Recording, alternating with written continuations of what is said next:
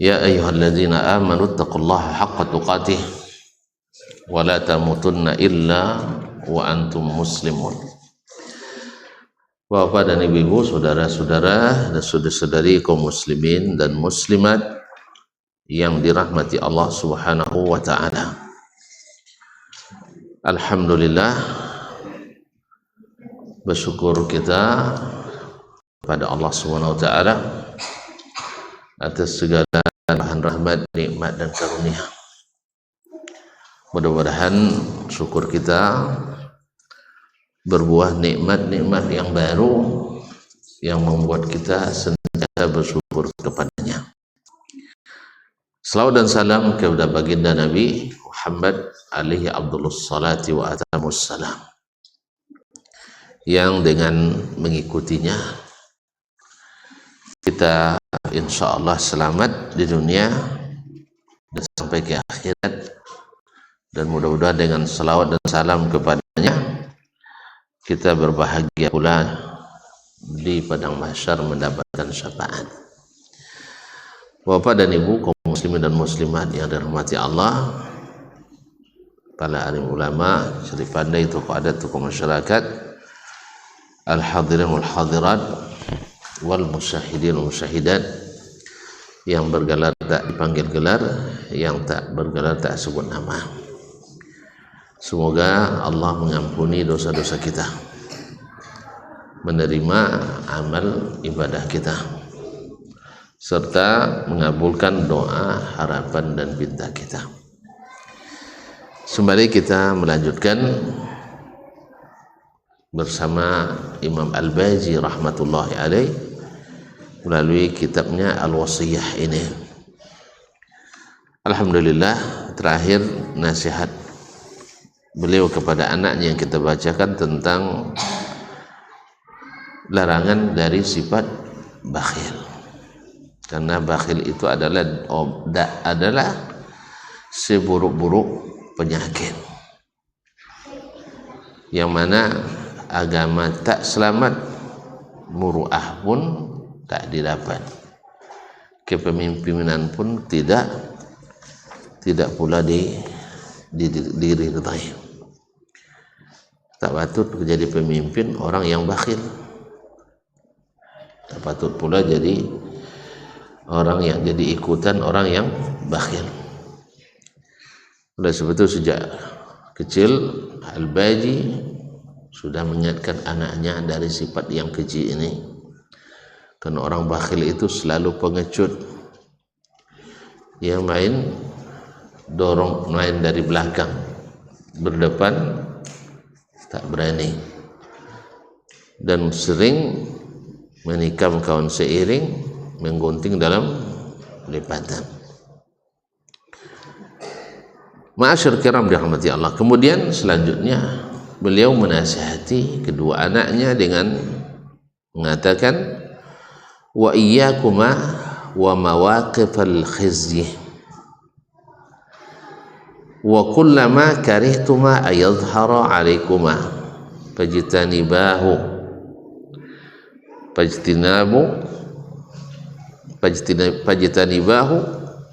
wa ma alimtuma anna an-nasa ya'ibunahu fil mala'i fala ta'tiyahu fil khala. Jangan sekali-kali kamu mendekati tempat-tempat yang menghinakan diri, dan setiap sesuatu yang kamu tak suka dilihat orang pada diri kalian berdua. Jadi sesuatu yang tak suka kita dinisbatkan kepadanya, jangan didekati. Fajtanibahu, jauhilah. Wa ma alimtuma anna an-nasa ya'ibunahu fil mala', dan sesuatu yang kalian ketahui bahwa manusia bila mengetahuinya pasti mencela kalian. Jadi fil mala', yaitu sesuatu yang pasti kalau kalian lakukan di depan orang ramai tercela, maka jangan lakukan di tempat tersembunyi. Artinya kalimat singkatnya adalah muraqabatullah fis sirri wan alan, yaitu senantiasa awas kepada Allah baik di waktu bersama atau ketika sendirian. Inilah hakikat daripada keselamatan. Ya, orang-orang yang selamat itu adalah sama antara ketika sendiri dengan ketika bersama, baik dalam melaksanakan perintah maupun meninggalkan larangan. Tapi di sini dikhususkan oleh beliau masalah larangan. Sesuatu yang kau tak suka dilihat orang melakukannya, maka jangan lakukan di saat tidak ada orang. Ya, apa saja sesuatu yang kita tak suka itu terlihat oleh orang kita melakukannya, jangan lakukan di tempat yang tersembunyi. Karena dosa-dosa yang seperti ini, dosa khalawat ini yang banyak menghapus amalan, menghapus dan mencukur seluruh kebaikan. Dalam hadis disebutkan oleh Nabi SAW, seseorang datang pada hari kiamat dengan amal ka'amthali jibali Tihama, amalan-amalan seperti sebesar-besar gunung Tihama. Itu adalah barisan gunung yang ada di Jazirah Arab. Seperti kalau mungkin seperti bukit barisan di kita, panjang sekali beratus kilometer. Nah, datang orang kata Nabi bahwa amalan seperti itu banyaknya, tetapi subhanallah dibuat oleh Allah seperti debu yang diterbangkan angin. Apa sebab? Yaitu orang-orang yang bila khala bi maharimillah intahaka, kalau sudah sendirian dia lakukan yang haram itu. Ma'asyiral kiram dirahmati Allah. Berarti berapa banyak dosa-dosa yang tersembunyi yang dilakukan oleh seseorang menghapus berjuta-juta kebaikan. Nah, itulah diingatkan oleh ininya. Nah, kalau kita termasuk yang tahu kelemahan bila sendiri berbuat kesalahan, maka jangan sering menyendiri. Jangan sering menyendiri. Maka seringlah di depan orang, karena di depan orang itu termasuk menjaga. Nah, kalau sedang sendiri kita lemah, maka jangan sering menyendiri. Itulah sebabnya kaum muslimin dan muslimat rahmati Allah, kita disunnahkan untuk kalau musafir jangan sendiri, walaupun laki-laki. Selama ini kita tahu wanita aja tidak boleh musafir sendiri kan, laki-laki pun tidak boleh musafir sendiri. Karena laki-laki musafir sendiri kata Nabi syaitan, rakibun syaitan, rakibani syaitani, dua orang masih dua syaitan, wathalatha humur raqb, kalau sudah tiga dan seterusnya baru dianggap sebagai satu rombongan. Kenapa? Karena memang kalau berdua masih bisa bersekongkol berdua, tapi bertiga pada umumnya ada yang ketiga yang penghalang. Ya, bisa dua yang menang dengan voting atau dua yang kalah. Ya, bisa aja duanya kalah, artinya terlibat berbuat dosa. Ma'asyiral kiram dirahmati. Demikian juga tidur di rumah, tinggal di sebuah rumah sendirian, itu juga tidak dianjurkan, bahkan dilarang oleh Nabi alaihissalatu wassalam. Kita tidur sendirian di sebuah rumah, harus ada orang lain. Salah satunya harus ada orang rumah, ada orang rumah. Nah, bagus juga ceritanya, harus ada orang rumah. Jadi kalau ada yang belum punya orang rumah segera Cari orang rumah. Kalau orang rumahnya jarang di rumah, cari apa? Pembantu. Jadi makanya termasuk. Kenapa? Satu, rentan diganggu oleh syaitan, baik gangguan secara fisik atau gangguan secara agama. Bisa dia di saat sendiri kita di rumah, dia menggoda kita untuk melakukan hal-hal yang tak boleh terlihat di depan umum. Maka kata Imam Al-Baji rahimahullah, sesuatu yang kalian tak suka dilihat orang di depan umum, maka jangan kalian lakukan ketika sendiri. Oleh itu kaum muslimin dan muslimat, termasuk diantaranya menjauhi tempat-tempat yang mencurigakan. Tempat-tempat yang mencurigakan. Ada tempat-tempat yang mencurigakan, kita menjauhinya. Apa sebab? Karena kadang-kadang orang salah lihat, dikiranya kita masuk, padahal kita hanya lewat atau numpang berteduh. Kan hujan kan, berhenti ke karaoke. Misal kan, suka tak antum dia bilang serang main ke karaoke, tak suka kan? Maka jangan dekat-dekat itu. Jangan dekat-dekat. Karena ada riba, ada keraguan. Ini belajar kita dari Nabi SAW. Beliau ketika di malam hari dikunjungi oleh istrinya iktikaf di Masjid Nabawi, ketika melepaskan kembali istrinya pulang, lewat dua orang Ansar. Melihat Nabi SAW dengan wanita, mereka berjalan tergesa-gesa. Ya, lalu Nabi panggil, ala rislikuma, jangan tergesa-gesa, innaha Safiyah.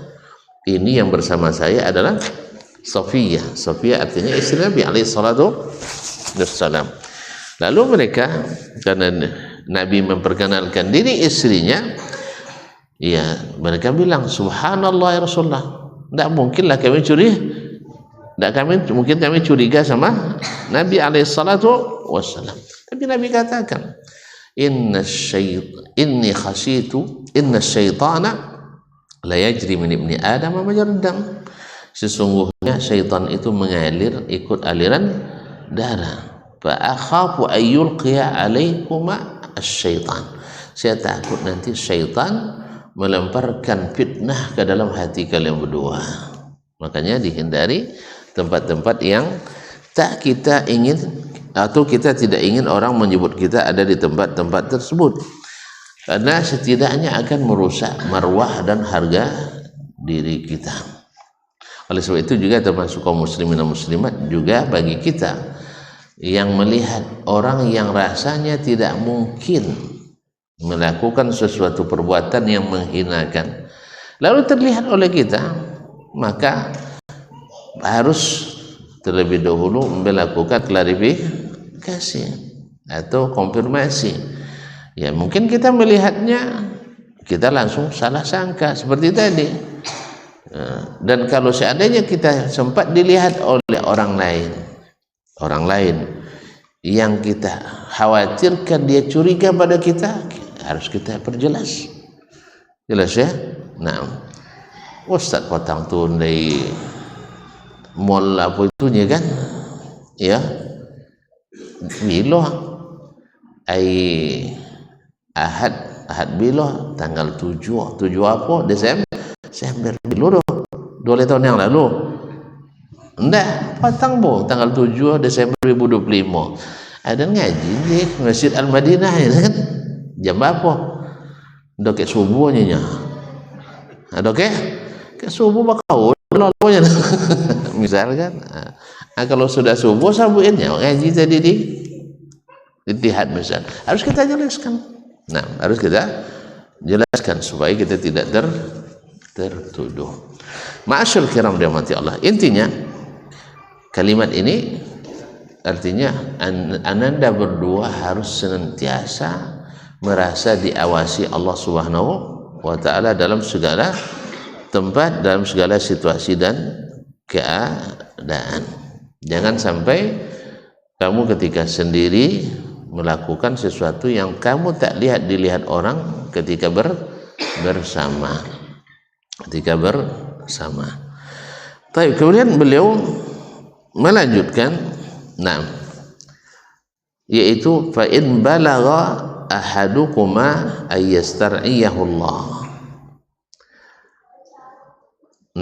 Ummatan bihukmin aw fatwa. Kalau sampai salah seorang kalian pada diberikan Allah amanah untuk memimpin umat, menjadi pemimpin umat, bihukmin sebagai pemerintah, au fatwa atau sebagai ulama. Kalau memerintah menghukum tentu jadi pejabat kan, jadi pemerintah. Dari Pak RT, RT masuk ya, masuk RW, kepala desa atau lurah, camat, bupati, wali kota, gubernur, siapa raja, presiden, masya Allah. Itu namanya jadi bihukmin. Allah berikan amanah kepada kalian untuk mengatur mereka dengan hukum. Au fatwa, atau kalian diberikan Allah SWT amanah untuk memberi umat fatwa, yaitu memberikan mereka, mengajar kepada mereka tentang hukum Allah dalam masalah apapun dalam kehidupan ini. Kalau jadi mufti berarti ulama kan, kalau jadi pemerintah berarti jadi hakim atau jadi jadi pejabat. Falyamtathil lil adla juhdahu wa yajtanibal jawra wa ghadra. Dan hendaklah dia menjadikan sifat adil sebagai satu tujuan yang sungguh-sungguh dia dapat. Artinya menjadikan sifat adil sebagai tujuan yang kerja dengannya dia bekerja keras untuk melakukannya. Wa yajtanibal jawra wa ghadra, dan menjauhi sifat zalim atau menipu. Kalau pemerintah mungkin ada zalim dan menipu. Kalau ulama ada enggak? Ulama ada enggak zalim enggak? Weh. Hah? Ikut apa ya? Jawab punya kualat lu gitu. Nah, nanti kita tanya ke beliau gimana? Jadi ada yang zalim, ada yang menipu. Fa innal ja'ira mudaddun lillahi fi hukmih. Karena sesungguhnya orang yang yang tidak adil atau jair atau tidak adil atau berlaku zalim melawan Allah bi hukmihi dalam hukumnya. Kazibun alaihi bi khabari, berdusta atas nama Allah bi khabarihi, dalam berita yang disampaikan kepadanya. Mughayyirun li syariatihi, merubah syariatnya. Mukhalifun lahu fi khaliqatihi, yaitu menyalahi Allah dalam penciptaannya. Qala Allah, wa man lam yahkum bima anzalallah fa ulaika humul fasiqun. Siapa yang tidak menghukum dengan apa yang Allah turunkan, mereka sungguh orang fasik. Fasik artinya keluar dari ketaatan pada Allah. Wa qaruya, diriwayatkan, kata Imam Al-Baji rahimahullah ta'ala, wa qaruya annal khalqa kullahum iyalullah, bahwa sesungguhnya makhluk semuanya adalah keluarga Allah. Wa anna ahabbal khalqi ilallah ahwatuhum li'iyalihi, dan sesungguhnya makhluk yang paling dicintai Allah adalah yang paling menjaga keluarganya, yakni keluarga Allah SWT, menjaga makhluknya. Naam. Taib. Waruya diriwayatkan pula, ma min imri'in ustur'iya atau istur'iya ra'iyatan falam yakhutha binasihatin illa haramallahu ta'ala alaihi jannah. Tidaklah ada seseorang yang diberikan amanah untuk memimpin rakyat, lalu dia tidak melakukan atau tidak memimpinnya dengan adil atau dengan jujur, kecuali Allah haramkan baginya surga,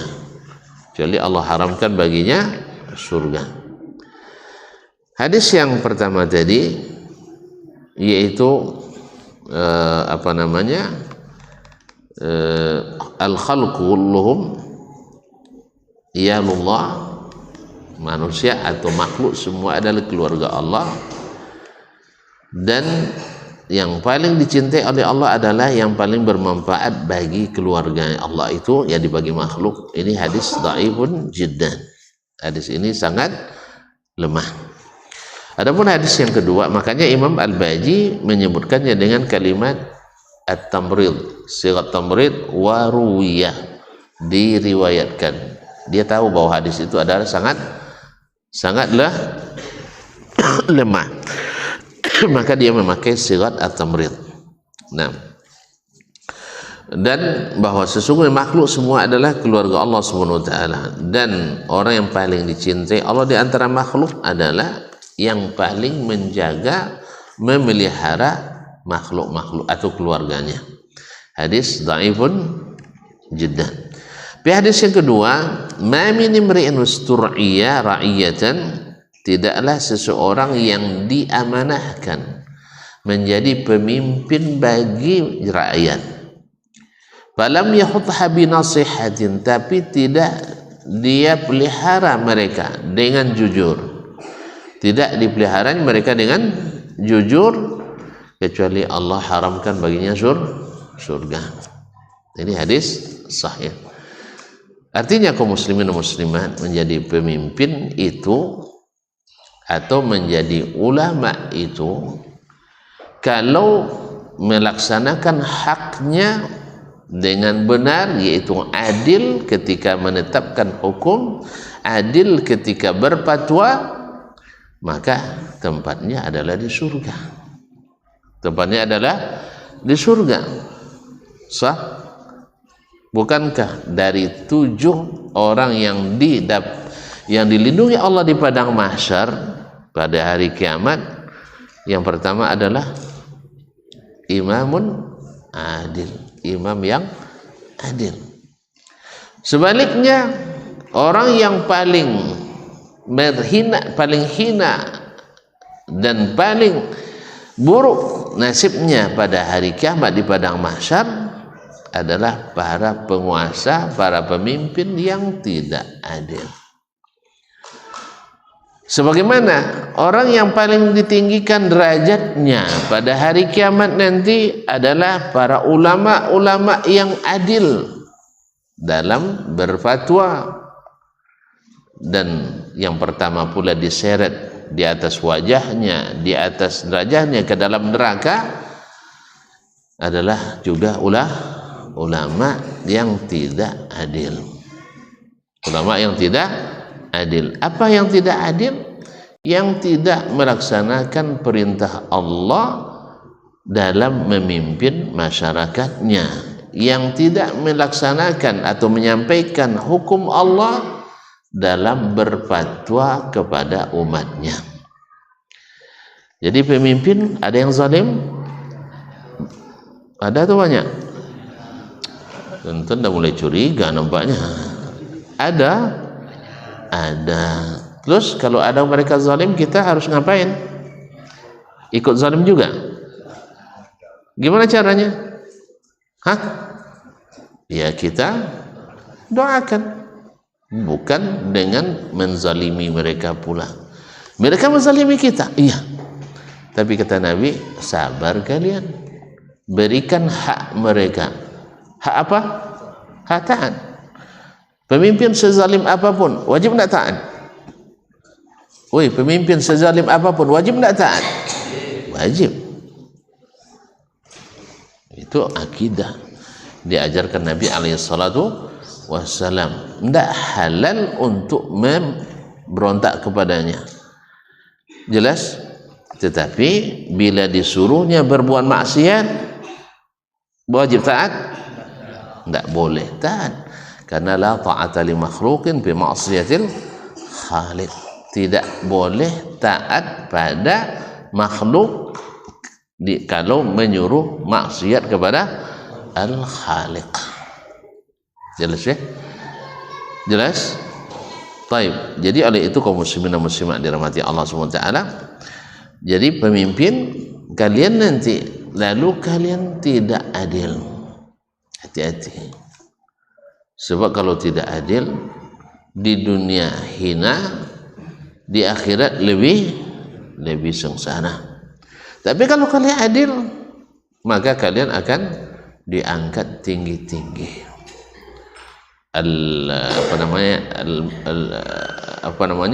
Al-hakimul adil di akhirat nanti ala manabira min nur. Mereka di atas mimbar-mimbar cahaya. Mimbar-mimbar cahaya. Kenapa? Karena mereka selalu menerangi jalan bagi masyarakatnya. Menerangi jalan kemana? Jalan ke surga. Karena menerapkan hukum Allah kepada masyarakat pasti akan berhasil. Pasti akan berhasil di dunia dan akhirat. Tidak lama kadang. Tidak lama. Umar bin Abdul Aziz radhiyallahu ta'ala anhu memerintah hanya 2 tahun 5 bulan 22 hari. Lama? Berapa periode? Hah? Kan tidak sampai 2 periode ya? Nah, tapi subhanallah sampai hari ini orang angkat tangan. Pakar ekonomi manapun, pakar keamanan manapun, pakar sosial manapun, pakar agama manapun angkat tangan mau beliau. Rahasianya apa? Rahasianya apa? Menghukum dengan apa yang Allah turunkan. Sampai-sampai hewan-hewan peliharaan, kambing-kambing pun merasa aman. Subhanallah. Sampai-sampai serigala pun takut memangsa gembala-gembala atau hewan-hewan gembalaan masyarakat. Tumbuh-tumbuhan pun Masya Allah bukan menjadi bala bagi masyarakat, tapi menjadi barakah.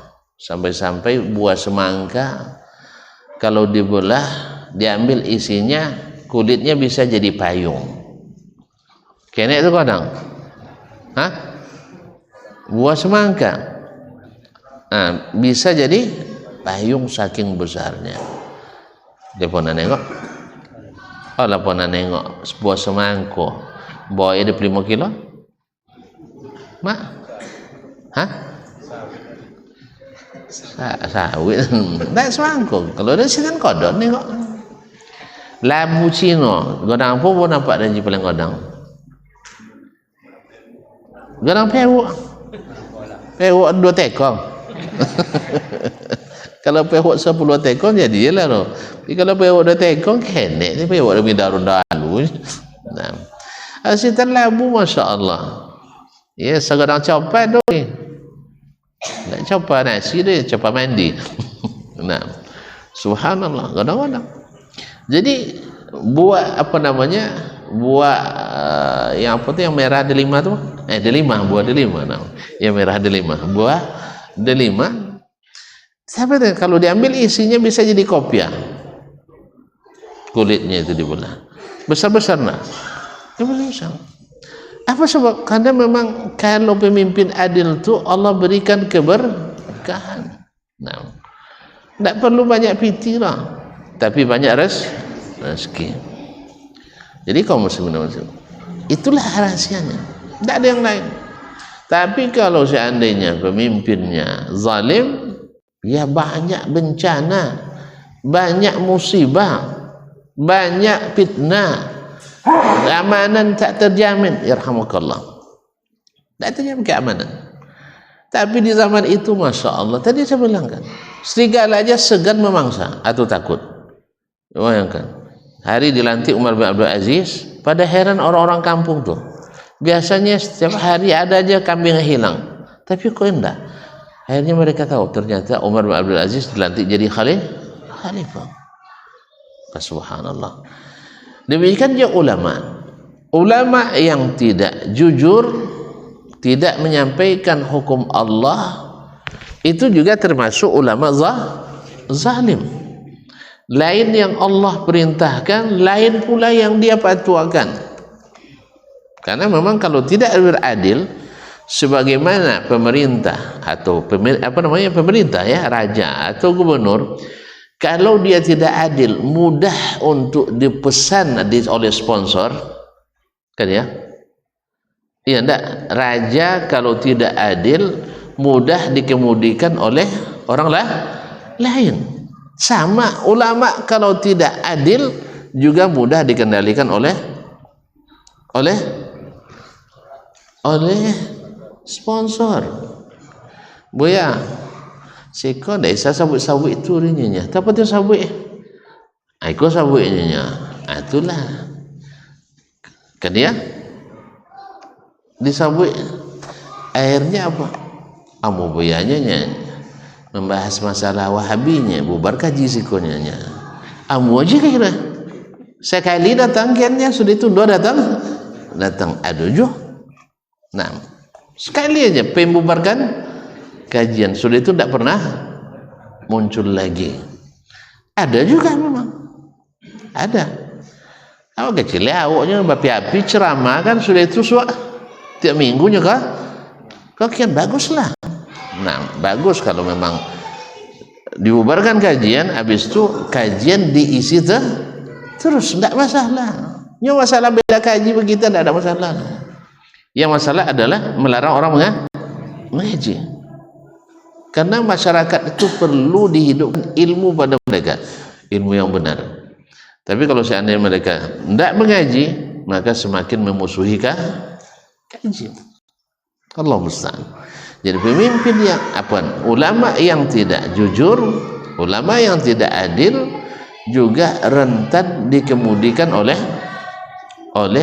sponsor. Kalau yang mensponsorinya orang zalim, dia akan rentan berbuat zalim. Ketika ada di luar negeri sana, masyarakatnya unjuk rasa damai, tidak ada anarkis, lalu dipatuakan oleh syekhnya, tembak saja. Itu yang ditunggu oleh militer, junta militernya. Akhirnya banyak darah tumpah. Siapa yang masalah? Tukang fatwanya, yang katanya anti Wahabi, suka mengapirkan. Dia sendiri yang menumpahkan darah, tapi banyak memfitnah orang lain. Sayang jadi rujukan lo di abang sekompan. Iya, fatwa fitnahnya sering jadi rujukan sih kok.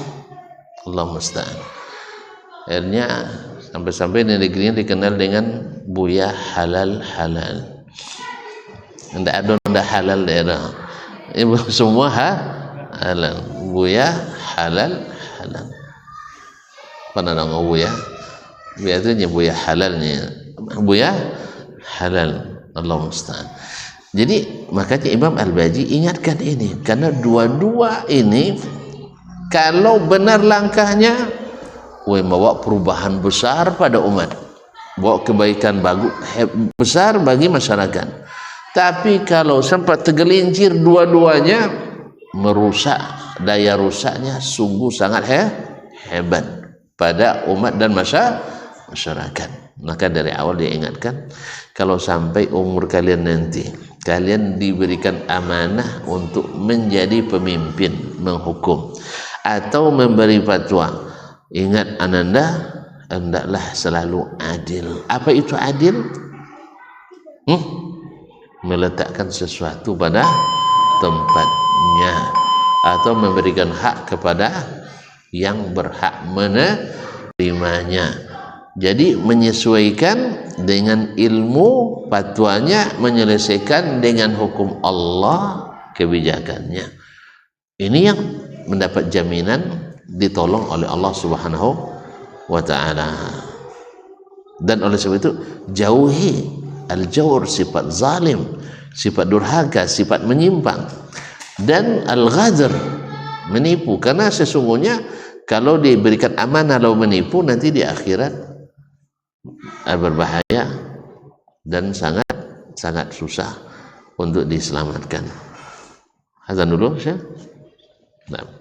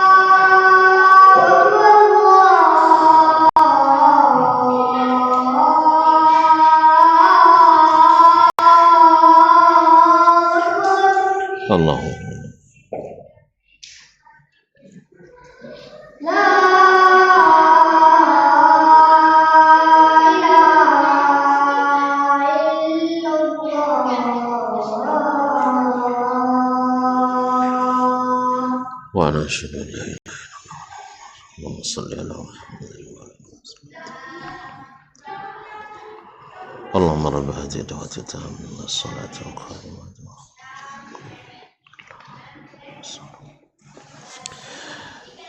Taib, kaum muslimin dan muslimat rahmati Allah, ini peringatan dari orang tua mereka karena ingin mereka, karena dua-duanya punya potensi, karena dua-duanya anak seorang ulama dan juga pejabat negara, karena ayahnya adalah qadhi.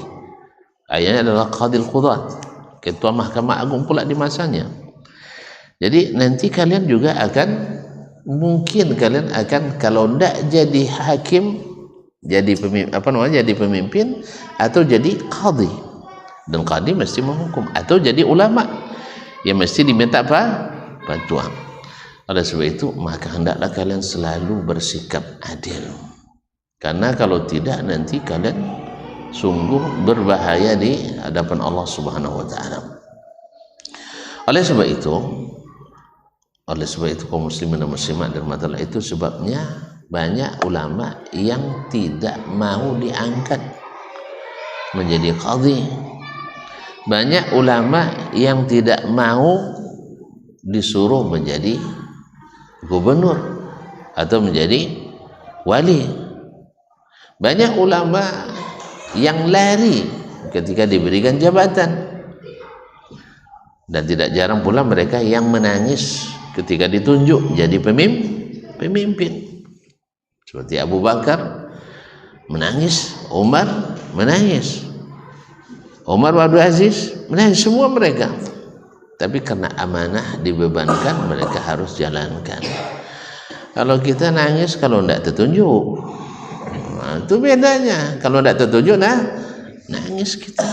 Makanya diberikan taufik. Apa nangis deh? Awak melamar jadi hakim atau tidak lulus deh. Dan sebagainya. Jadi memang beda orientasi, tentu beda cara menyikapi. Kalau zaman itu tidak.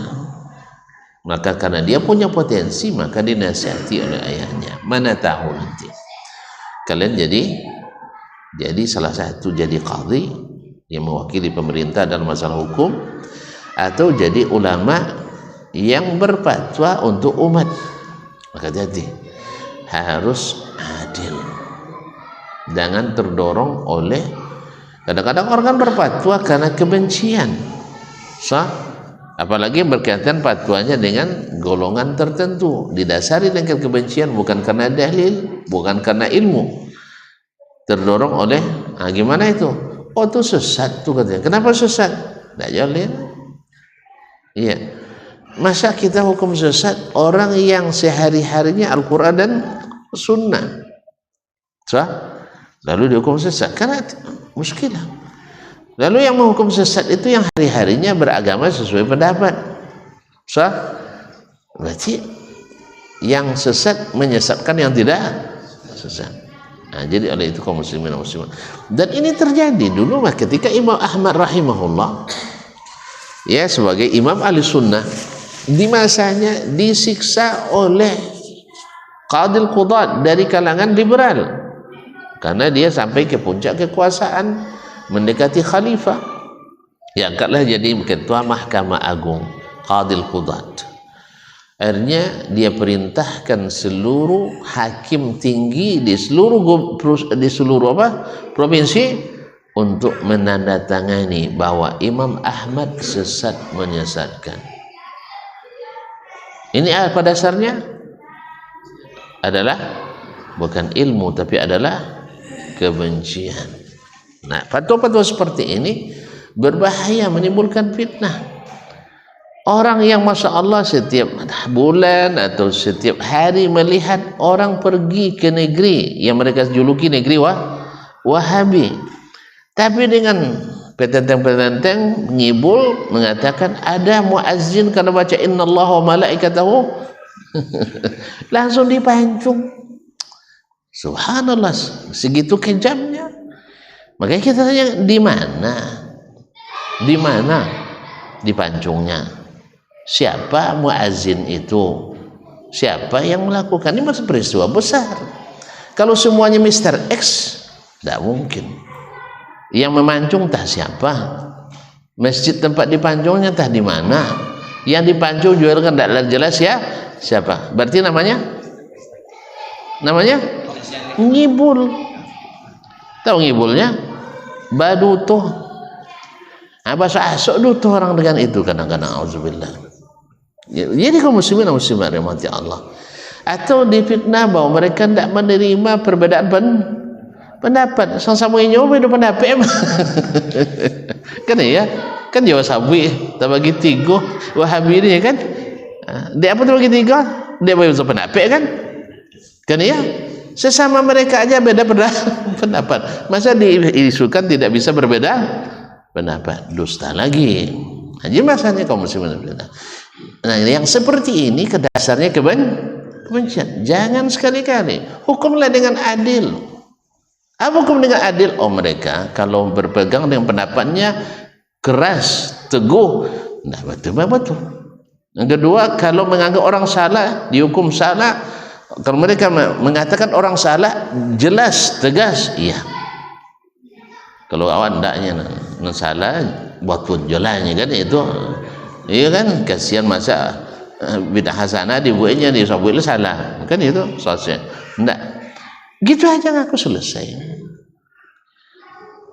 ndak pula kita nengok orang dipaksa untuk mengatakan ini mengamalkan ini ya kecuali membuat pelanggaran syar'i yang memang dipaksa untuk bubar ya atau melanggar aturan yang berlaku di negara orang kita langgar iya kan kita juga kita buat perkumpulan unjuk rasa tanpa izin boleh tak ya tak boleh kan lalu dibubarkan oleh petugas yang salah siapa petugas yang salah tidak kita di negara orang ada juga aturan kan sah iya bang kalau tidak boleh ceramah di tempat umum tanpa izin tu ceramah di situ tu tangkuk dia siapa salah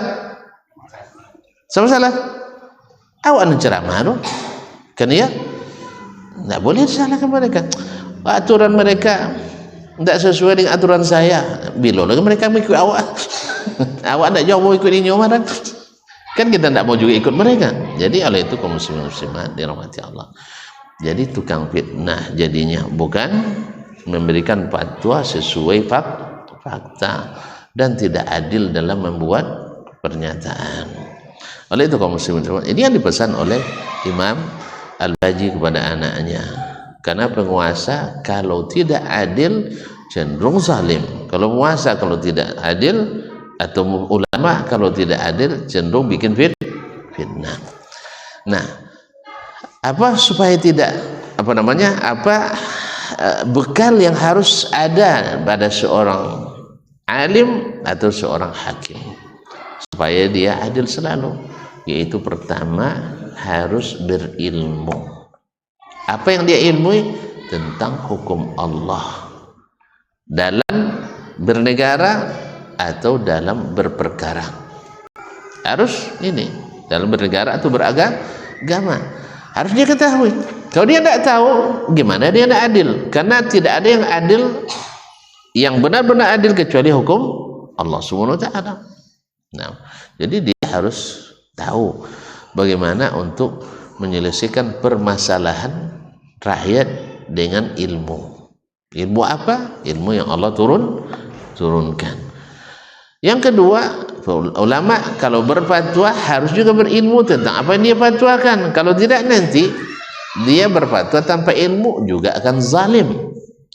Yang ketiga atau yang kedua mesti mengamalkan ilmunya. Sebab tidak sedikit orang berilmu tapi tidak mengamalkan ilmunya. Yang seperti pasti lemah. Ya kita tahu ini haram tapi kita kerjakan juga. Mungkin tak dia akan memfatwakan haram? Awak tentu barang tu haram tapi awak kojong juga. Mungkin awak fatwakan haram? Tak mungkin. Tak kena awak mengikut juga misal kan. Mohon maaf. Dulu di Indonesia semua ulama kita kecuali ya segelintir mengatakan ini apa namanya makruh tidak ada yang berani bilang haram. Pada tahun 2004 baru Majelis Ulama Mesir mulai memfatwakan pria punya selera haram. baru mulai ada MUI kita yang berani memfatwakan haram. Tapi terjadi konflik juga antara MUI ini dengan MUI ini sah. Ada yang bilang haram, ada yang tidak. Karena sudah terlanjur. Rupanya kenapa kok baru lama fatwa ini keluar di Mesir? Ternyata majelis ulama Mesirnya dulu yang periode sebelumnya kebanyakan perokok berat. Kebanyakan perokok berat. Maka tidak akan lulus fatwanya untuk mengharamkan. Karena ulama yang akan memfatwakan haram itu masih memandang halal. Memandang halal walaupun makruh. Tapi seiring dengan berkembangnya atau pemikiran dan wawasan mereka tentang kesehatan, akhirnya sudah mulai ulama berikutnya meninggalkannya. Nah, sehingga bergantilah generasi perokok berat dengan perokok yang dulu mayoritas perokok, sekarang yang perokok di majelis ulama itu tinggal lagi minoritas, sehingga keluarlah fatwa haramnya merokok. Di Indonesia karena murid-muridnya kan banyak, ulama kita kan banyak tamat Mesir, nengok syekh menfatwakan itu, akhirnya mulai pula ada yang ingin memfatwakan rokok haram karena memang menyusahkan. Banyak babantai jadi ini diokok juga kan ya. Banyak ibu-ibu yang bagaji minta cair dek okok juga, awak kojo hanya mesok je kojonya kan ya. Nak tuan-tuan kita tanya ke kak wak dong nak lejol. Nah, awak tu kan CPT inya tukang panggangnya. Sudah itu muncung ada kawan muncung bau dulunya. Saya tanya ke bini tuan-tuan tu, mana sukanya, sudah mokok atau sudah berus gigi? Saya tanya elok, jujur, pasti mereka tak senang bau rokok itu. Cuman karena suami harus diterima. Buat perangai loro, mokok rajin kojo sogan. Itu akhirnya PTB ini ambil. Itu kan tak cari kadang dia. Banyak masalah kesehatan. Yang perokok pasif kadang lebih berbahaya daripada perokok aktif dan sebagainya. Alhamdulillah mulailah di antara para ulama kita untuk berpikir mengharamkan rokok. Tapi karena masih sebagian masih mayoritasnya perokok, akhirnya timbul perdebatan, belum ijma' lagi. Tapi kalau di ulama di Arab Saudi, di negara Teluk pada umumnya, karena memang rata-rata mereka tidak perokok, maka fatwa haramnya sudah sejak dari awal lagi. Dia dah lama merokok itu haram. Nah, cuman perokoknya juga banyak. Ya banyak perokoknya. Nah, ya sampai-sampai dana untuk merehab orang-orang yang sakit karena merokok itu termasuk dana besar yang dikeluarkan oleh pemerintah setiap tahun. Waktu saya masih sana dulu lebih kurang 6 miliar dolar per tahun untuk mengobati orang yang sakit akibat rokok. 6 miliar dolar berapa harusnya? 6 miliar dolar. Hitunglah coba. Ya. Kalau saya dolar kan 60.000 ya. Hah? 7 boleh, Pak. Berapa lah? Mak 70.000 kali 6 sampai mana? 1 triliun. Sekian tu, hah? Dan antara apa PT tu? Hah? PT di antara apa pasal tanggal tu? 2 kan? 2 triliun kan? Aku 1 triliun untuk merehab orang-orang yang sakit gara-gara rokok. Itu di negeri yang fatwa ulamanya ijma' haram merokok, apalagi yang ijma' ulamanya halal merokok. Pasti lebih banyak. Allahul musta'an. Oleh itu kaum muslimin dan muslimat dirahmati Allah SWT, seperti yang saya katakan, kalau tidak diamalkan ilmu itu, saya yakin seluruh orang ulama yang merokok itu tahu merokok bermudarat, sah? Tahu mereka, tapi belum mengamalkan ilmu tentang itu. Kalau tidak diamalkan, maka tidak akan adil dalam memfatwakan masalah itu. Jelas ya? Jelas? Ini ada kepentingannya di situ. Maka dia tidak akan memfatwakan haramnya. Sama dengan masalah-masalah ya amalan-amalan sehari-hari. Kalau ada kepentingan di situ, ya misalnya ya berinfak ke kuburan. Kan banyak infak di kuburan lah. Dia apa? Karena meyakini doa di kuburan lebih mustajab dari doa di masjid. Maka tidak heran infak di kuburan lebih banyak daripada infak di masjid. Nah, kalaupun ada ulama di situ, tapi dia terlibat mendapatkan hasil dari situ, maka jangan harap keluar fatwanya menghukum perkara-perkara tersebut bid'ah dhalalah. Walaupun diakui bid'ah, tapi bid'ah hasanah. Jangan harap, kadang-kadang syirik yang dilakukan orang lalu dia dukung fatwa syirik, pasti dia akan mencari-cari cara untuk mengeluarkan itu dari tuduhan syirik. Oh enggak, ini bukan istighasah, ini hanya nida, hanya menyeru. Yang menyeru doa aja kan? Nah, tapi dicari-cari alasan. Oh, tauhid uluhiyah tidak ada, yang ada adalah tauhid rububiyah. Kalau sudah mengakui tidak ada Tuhan selain Allah, apapun dilakukan tidak ada syirik lah. Makanya mereka sangat anti dengan pembagian tauhid menjadi tauhid rububiyah, uluhiyah dan asma dan sifat. Karena apa? Karena ini akan menghilangkan banyak dari penghasilan kuburan di seluruh dunia. Tentu tahu sendirilah, banyak kuburan-kuburan keramat di dunia yang punya penghasilan jutaan bahkan miliaran dolar. Maka Syiah berani bangun kuburan Khomeini. Tahu tidak kuburan Khomeini dibangun dengan angka berapa dolar? Tidak pernah dengar orang. Kalau saya tidak salah ya, 6 miliar dolar. Dan itu dalam 2 tahun pulang modal. Dan 2 tahun pulang modal. Tahun ketiga untung. Jadi lebih banyak untung pada kereta cepat lagi. Kereta cepat ugi pun jelenya.